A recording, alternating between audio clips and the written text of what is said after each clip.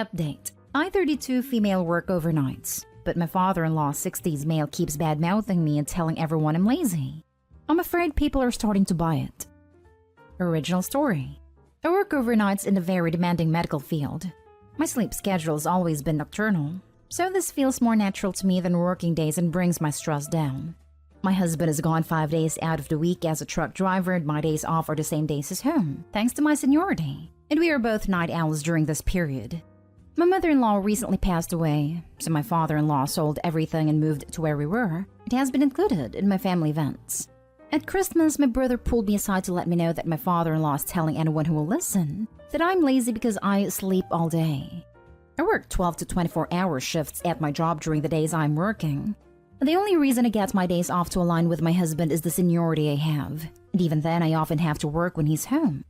I've now noticed that, along with him calling me, I am starting to miss calls around 2 to 3 p.m. from family members who know I'm home and are asking me to do things for them during the day. I'm usually asleep by noon and have to be up for work around 8 or 9 p.m. I've sat these people down to explain that I am an overnight emergency worker and that I need my sleep. My husband sat my father-in-law down and explained to him what I do, how I need my sleep, and that he's being a jerk. But my father-in-law maintains that a real job doesn't have overnights. I don't want to have to cut contact with him because we are the only family he has left. My husband stands behind me and says if I want to cut him out, even just to let him have a timeout, he's game. I also don't know how to address my whole family about this. My mom combats it as much as possible, but his way of thinking is starting to permeate them too. Now for the top advice before reading the update. I work nights, and I just return calls at 2 and 3 a.m. when it's convenient for me. They catch on. Think it's time for Opie to have a bring your child father-in-law to work day. This is exactly what I was thinking. Have him do some clinicals by your side. Let him see that you are indeed working the hours that he is sleeping. I'm not in the medical field, but I'm pretty sure this would be super weird, if it's even allowed. Doubtful. I know if I'm at a hospital and some doctor/nurse was like, "Do you mind if I bring in my father-in-law?"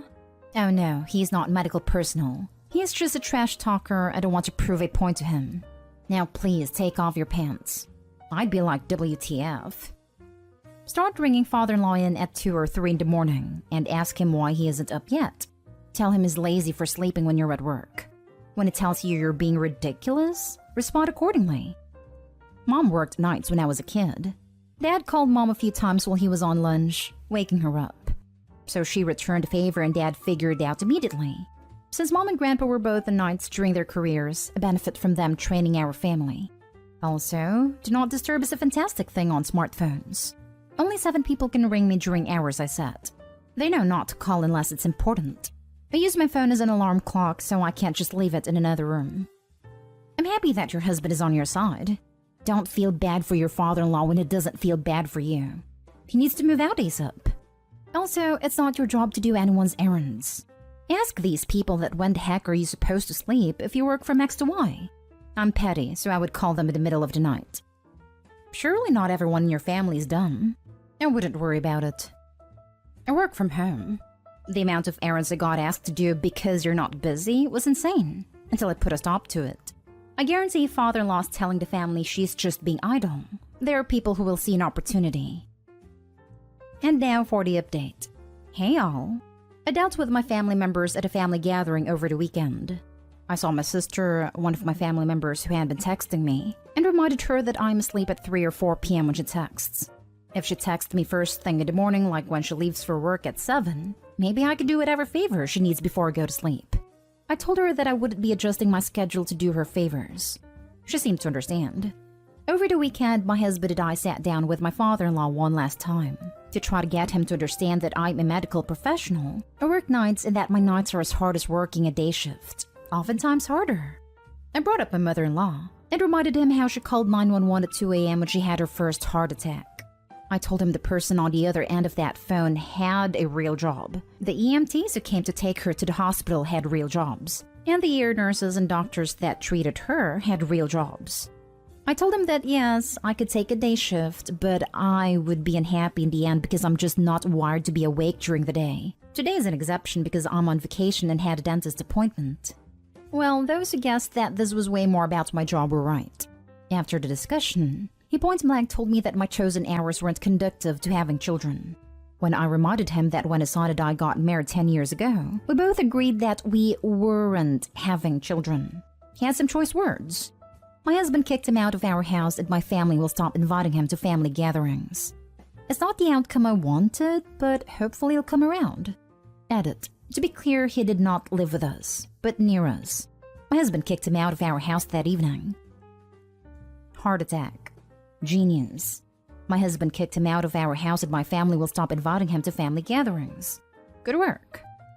And welcome to r/child-free. As soon as I got married, both sides of the family started incessantly badgering us about kids. Are they offering to babysit and take care of our home? Of course not. I'll have kids when I get tired of having freedom and money. One of my daughters doesn't want to have kids. I see the static she gets sometimes and it pisses me off. What is wrong with people? If someone doesn't want kids, they should not have them. Having kids when you don't want them is the worst thing you can do. I agree. A lot of people shouldn't have kids, and yet so many people legitimately think women's sole purpose in life is to reproduce, and that we will not and cannot be happy if we don't. Thanks for the update. I think you and your husband handled it perfectly. Good job. It was always something more than the job. Nighttime medical shift work is the hardest job in the hospital. He sounds like a massive jerk who needs to keep his nose in his own business. Glad your husband stood up for you. Raised in a household where one parent worked days and the other nights. There's always someone home and always someone to pick up the kid. That's exactly why my parents did it. That's how me and my husband do it. I work days and he works evenings/weekends. It's a heck of a lot cheaper than $800+ per month in childcare, and she gets to be with her dad all day. Happy ending to an awful father-in-law. I'm not defending the dude, and he certainly has no right to treat family this way, but it's possible with the loss of his wife, having thoughts of getting old, and having no grandkids from his son has clouded his thought process. Grieving sucks, and can do weird things to your brain. It might be on his mind, but the words that came out of his mouth towards me when we reminded him we weren't having kids were absolutely unacceptable. He called me a lot of different names, including a racial slur. I'm mixed race, and he has never shown any sort of racism before. I hope he's just clouded and genuinely apologizes. I don't believe he's a bad person. Maybe just hurting. Next story is titled, My father-in-law, 47, has a terminal illness, and he propositioned me, 29 female. Myself and my husband have been together for 11 years and married 7. I wish this wasn't true. My father-in-law has been stepdad since he was 8, and my mother-in-law separated 2 years ago because he has been messaging other women, younger ones for context, like mid to late 20s. It was rough for a while, but everything has been okay, and relationships have been repaired. He is a great dad to my husband, and an amazing granddad to our kid and our extended family. His bio family are amazing people, and we've never been treated as anything other than blood. We're all extremely close, and it's a big family. That's what makes this harder. I've never felt creeped out by him, even though I knew this thing for younger women, but he's always been very respectful to me and treated me like a daughter. I and my husband were obviously extremely shocked and disappointed in him, and it took time to work through my husband and his relationship, but he made a huge effort to repair it and prove himself again. He has just had a diagnosis which gives him a few months. I don't want to go into detail for anonymity reasons. I went to see him before my husband got home from work and while my daughter was still in school to check on him. He gave me all the awful details, and we cried, etc. He told me it's sad he won't see his granddaughter grow up, his son grow older, and all his regrets. Then he told me he needed to tell me that he has always been attracted to me, and if I would agree to have one night with him as his dying wish. He said he isn't going to be able to meet anyone he's been hoping to, and hasn't had action since mother-in-law, and it would mean everything to him. I shut down. I know I should have said or done something, but I felt sick to my stomach, excused myself, and ran the heck out of there. I'm now at home wondering how do I handle this, and when/if/how I tell my husband. He's wondering why I'm not reacting to the bad news, and I've just said I'm still in shock. But obviously I feel disgusted by him and don't ever want to see him again. Do I ruin the only dad he's ever known for him and make the already impossible situation even worse? Lose all of our family? I'm so scared and confused. I've never seen him act like this or treat me this way. His relationship with my mother-in-law isn't the best, and his bio dad has never cared about him. He doesn't see his siblings. The family we have are my father-in-law's and my family, who are great. Anyone know how I deal with this crap show? Now for the advice. Tell your husband right now or this will eat you up. Otherwise, as you seem indifferent to dad's dying, it'll make him think you are some kind of cold, heartless person. It could destroy your marriage. To make it even simpler, someone did something awful to you, and your husband's job is to make you feel better. And again, you can't keep the secret forever. And if it comes out after the old bugger is dead, your husband will always wonder what dad's side of the story was. There are so many downsides to keeping quiet. And remember, you aren't ruining anything. He is. Thank you, you're right. Also, dying is not an excuse to do awful things. If anything, this person does not care at all to ruin yours and his own son's marriage, and then punch out. This isn't something you can really carry with you secretly without there being serious complications. You should tell your husband. As for ruining the relationship, no you didn't. Your father-in-law did that when he made a pass at you. I've carried a similar burden for 40 years. Tell him. I could honestly say so much. Do I ruin the only dad he's ever known for him and make the already impossible situation even worse? Your father-in-law managed that all by himself when he propositioned you. Tell your husband. And be prepared to support him throughout the fallout because I imagine it'll be immense. I'm so sorry you're having to deal with this. Exactly. I know how hard this will be on him. And getting the news this morning. It's going to break him. I guess I'm trying to figure out how to tell someone you love something that is going to change their whole perspective on a relationship they have that means everything. Ah, freaking heck. Is this disease anyway affecting his mental faculties? Bearing that, there isn't any excuse and the former is flimsy to begin with. First, your husband needs to know. Sooner rather than later. And you need the support he can give. Your father-in-law is solely responsible for any damage or fallout this may cause. It isn't. I wish that was it. Then at least it's an explanation of some kind. I'm going to tell him and we can grab some time without our daughter. I'm just scared. Thank you. Now for the last story. I am tired of being a married single mother. I am tired of being a single mother instead of a married mother, as my husband currently acts like my fifth child instead of a capable adult. When we met, he was a lovable and kind man. But now it seems as though he thinks I'm his personal maid, and that all child rearing and household burdens are mine. I've tried talking to him, and nothing comes out of it. It's as if a married and energy vampire sucks all the life energy out of me.